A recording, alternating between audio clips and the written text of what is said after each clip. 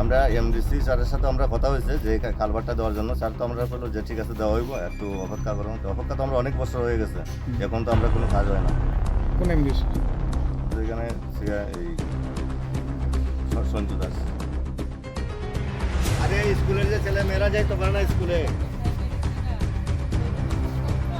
তোমার তো এই অবস্থা।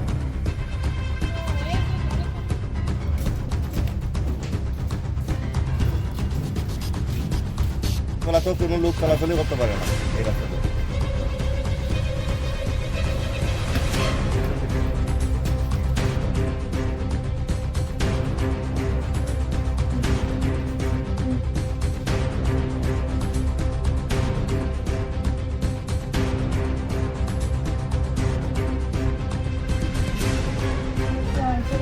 আরে কয়েকশো ফ্যামিলি আছে, বাচ্চারা স্কুলে যায়, ছোট নার্সারি স্কুলও আছে, এদিকে বাচ্চারা আইতে যাইতে খুব অসুবিধা। রাস্তাটা ব্রিজটা একদম ভাঙে জায়গা, 2 দিন পরে পরে রিপেয়ারিং হয়ে যাইতে ভালো হয় না, যাইতে যাইতে খুবই অসুবিধা হয়। আমরা চাইতেছি এই ব্রিজটা যাতে কালভার্ট সিস্টেম হয়ে যায় আর কি, তাহলে আমরা সুবিধা হইব আর কি। বা একটা হসপিটালে যাইতে গেলেও একটা গাড়ি টাড়ি যাইতে এটাইতেও একটা অসুবিধা হয়ে যায়। আর আমরা ছোট্ট একটা বক্স, আমরা 26 নম্বর ভোট কেন্দ্র, আমরা হসপিটাল পাড়া, আমার নাম হচ্ছে অসীম পাল।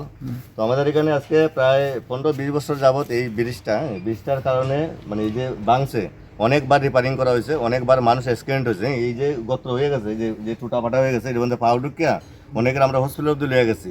এই জন্য আমরা একটা বক্স কালভার্ট, আমরা ডিএম স্যারের কাছে আমরা অনুরোধ যে একটা বক্স কালভার্ট যাতে তাড়াতাড়ি দেওয়া হয়। কালভার্টের আগেই প্রয়োজন ছিল, এখন তো অনেক বছর যাবত, ঠিক আছে, তো এটা রিপেয়ারিং এর উপরেই চলছে।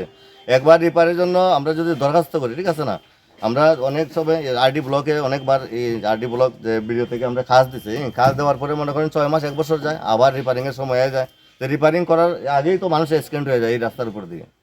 এইভাবে ব্রিজটা যে সারা জীবন এইভাবে এইসব ব্রিজ দিয়ে চলাটা আমার মতে ঠিক না। যে একটা কালভার্ট হইলে ঠিক আছে, এটা তো একটা প্রপার সাইডের মধ্যে এমন এত লম্বা ব্রিজ চলে না। কারণ এই যে আমরা যে নালার মধ্যে দেখেন প্লাট যদি হয়, যে জল কোনো বেশি যায় না, অল্প জল যায়, মানে ব্রিজটা কোনো জলের তুলনায় অনেক বড় হয়ে গেছে ব্রিজ। এত লম্বা ব্রিজের আমরা কোনো প্রয়োজনও নাই, আমরা একটা কালভার্টের প্রয়োজন। আমরা এমডিসি স্যারের সাথে আমরা কথা হয়েছে যে কালভার্টটা দেওয়ার জন্য। স্যার তো আমরা বললো যে ঠিক আছে দেওয়া হইব, একটু অপেক্ষা করুন। তো অপেক্ষা তো আমরা অনেক বছর হয়ে গেছে, এখন তো আমরা কোনো কাজ হয় না। কোন এমডিসি? এখানে এই সঞ্জু দাস। এমডিসি কথা দিয়ে গেছিল কত মাস হইব? এমডিসি দিছে আইডিয়া মানে আজকে প্রায় 7-8 মাস হয়ে গেছে। এখনো আপাতত না এখন অবধি আমরা এমডিসির কোনো আর কথা শুনছি না। যে তাই একটা আমরা আশা দিচ্ছে যে ব্রিজটা আমরা এই ব্রিজটা উঠাই নিয়ে আমরা একটা কালভার্ট দেবো, এখন অবধি হয়েছে না।